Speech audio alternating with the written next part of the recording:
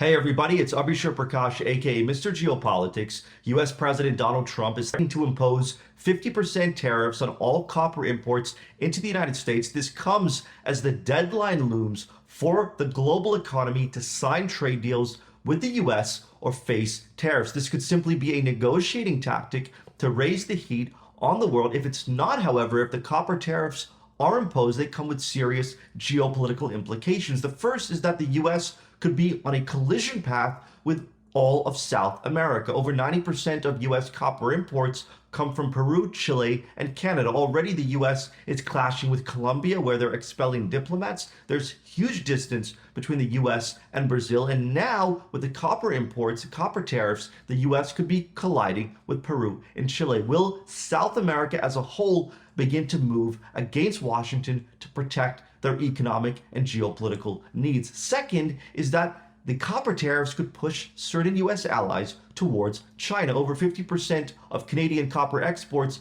go to the US. The second biggest recipient of Canadian copper is China. The US is imposing the copper tariffs as a way to take on China. But if the Canadians cannot get their copper into the US market, they will seek other economies, the second largest after the US being China. So this could end up pushing more nations into China's arms. Lastly, is that the global EV supply chain is under constant threat. First, it was China tightening the grip on rare earth exports. Now it's the US with copper tariffs. This could push a lot of nations to build reserves and stockpiles of critical metals. And in the short term, it means that global companies, specifically those building batteries engaged in the green economy, face huge uncertainty, huge instability as to procurement and their supply chain. I hope you resonated with this episode of Geopolitics in 2 minutes. Leave your comments below and talk soon.